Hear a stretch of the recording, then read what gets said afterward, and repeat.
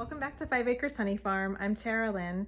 If you're new to this channel, I am based in North Carolina and I have 2 bee yards in Pittsboro, which is in Chatham County, and then another just west of Bryson City in western North Carolina. And I share a bit about natural beekeeping, a bit about permaculture, and growing some food. I wanted to take you out to the orchard. I have some earlier videos about selecting heirloom varieties for your region, and I talk particularly about selecting heirloom apple varieties for the North Carolina area and a really difficult challenge in this region, which is managing cedar apple rust. So I'm linking to those videos in the description if you'd like to learn a bit about how to prep a site for apple trees, and then also just the ongoing management of helping to prevent and just overall maintain your trees if they are impacted by cedar apple rust. I planted my orchard 4 years ago, and last winter 3 of the trees died. So I knew in the spring when I saw that they didn't come back, I was going to be replacing them this fall. And I got all of my trees from Century Farm Orchards, which is in Reedsville, just north of the Greensboro area. And they have a variety of heirloom trees that do really well in this region. And I wanted, when I first got the trees, but they weren't available, I wanted to get the Aunt Rachel apple trees.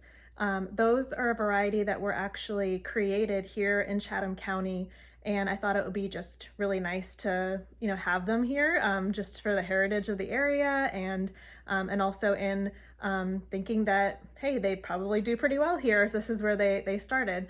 So I happened to get 2 of the Aunt Rachel, and I also got, I think, an old lumber twig, which I planted out in the mountains, and a Magnum bonum, which I planted here. I don't know if I'm pronouncing these correctly, but I'll take you back out to the orchard because I haven't really shared any updates on it in a while, so you can see what some of the more mature trees look like now after 4 years. And then I've been slowly growing out the beds around the apple trees, and in a more permaculture fashion. And at this point in the winter, you're not going to really see so much liveliness. But in the summertime, I may have some old photos, or if I do have an older video, I'll link to it in the description. But I do plant garlic and different squashes and pumpkins throughout there, as well as peas and beans, and those kind of trellis and just grow through that space. So it's nice to utilize an extra space to grow food around some perennials. So this particular orchard I established in between the house and the chicken coop because that's a path that I travel every day, and I figured I could keep an eye on the trees as they're growing, and plus it'll be easier to harvest and bring back and forth since I'm going to be making trips along that path anyway.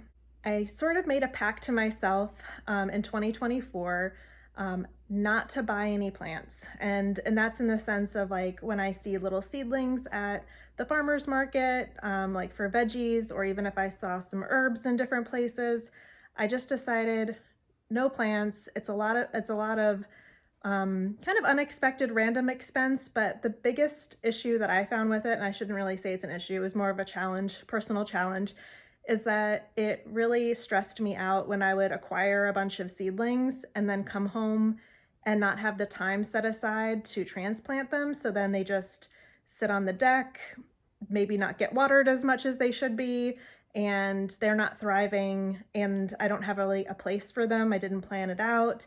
And then if I do make time to transplant them, it's taking time away from all of the other seedling starts that I've made that need to be transplanted out. So part of one of my intentions for this year was not to buy any plants other than perennials. So I got these apple trees, which we'll go out in a second and take a peek at. I also got a red June, a yellow June, and that old lumber twig apple tree variety.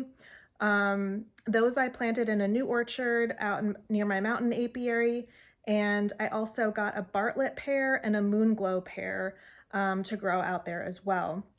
So just planting things that I know it's kind of in more of an investment perspective of, I know that they'll not really provide a return right now, but just thinking of the future and the harvest that we'll get from them later on. Here is one of my more mature apple trees. This was planted, like I mentioned, about 4 years ago.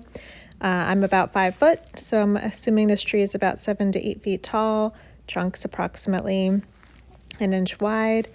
I just cleared out the little areas below it, and you can compare that to this tree that I just planted last week. And this is the Magnum Bonum one. Hello, Miss Gladys. And over here, I'll give you an example of how I'm planting these beds with a permaculture fashion. This is actually a volunteer plant. It's beautyberry. There's another volunteer beautyberry in here.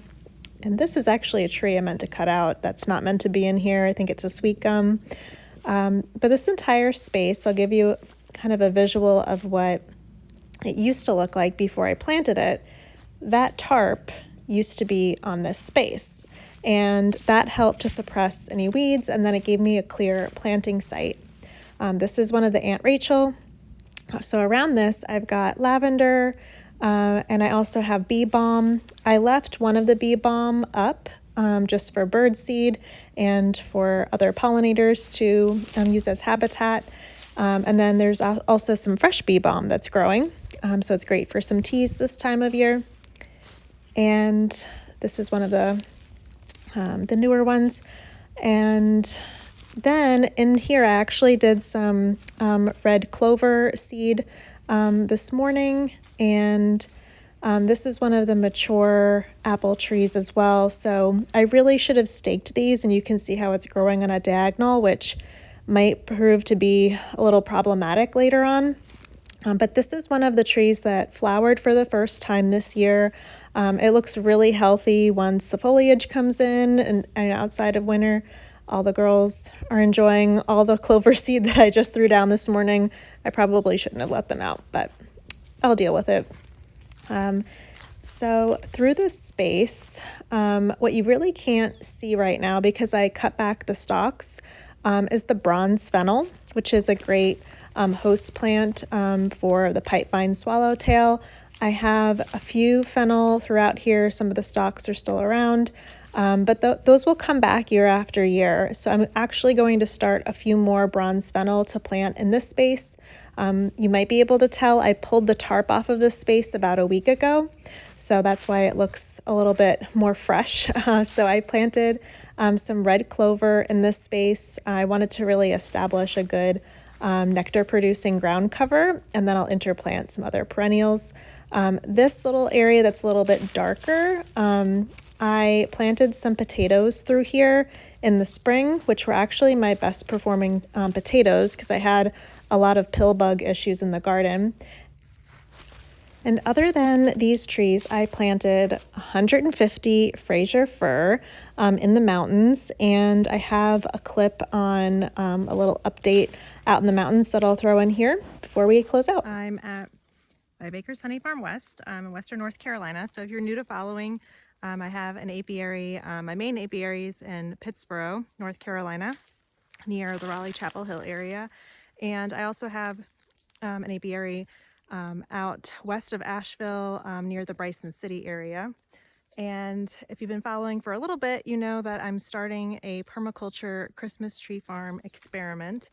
I have some earlier videos about that I will link to in the description. So I'm in one of the main planting sites. So there are some 4-year-old seedlings in here, and then I have these little, they're like 1 year old. They're called 4-inch plugs. These are so much easier to plant than the others because the others have more of a root mass. But these are taking me like no time at all to get in. But I wanted to point out one of the nice benefits of kind of planting in this permaculture style is that we're really not really disturbing much of the wildlife habitat, you know, other than creating more habitat with some trees for birds and such. But there is this really dead tree trunk here. Might be able to get a better look at it in a moment because the sun is just peeking out. But it's, you know, full of tons of holes. It's probably a home for some animals and stuff. And as I was, you know, walking through this part of the property, and from earlier videos, you may know, like, I'm looking for patches of mountain laurel because that's very similar soil quality that the Fraser fir prefer. Um, you know, I'm seeing, you know, a lot of different species around, and it's nice that they can just remain here and they don't need to be disturbed. But then it was really nice to see this dead tree, which a lot of people would just knock down, which it would still be good habitat as it decomposes, and eventually it'll fall down. But it's really kind of rewarding to see that we're not clear cutting the area and just creating this monoculture space that's removing habitat that wildlife's already using.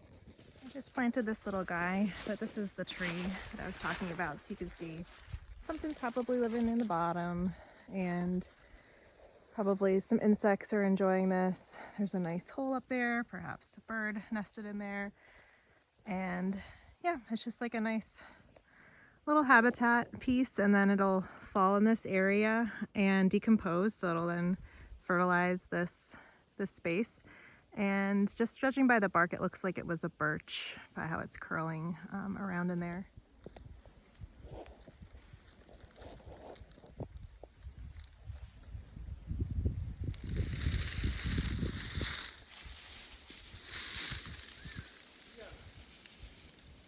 Thanks for coming along with me and taking a peek at all of the trees. If you would like some more updates on natural beekeeping, permaculture, and nutrient-dense food, you can also subscribe to my blog, which is taralintoday.substack.com, and that's linked in the description. And of course, subscribe to this channel for more updates on all of those things.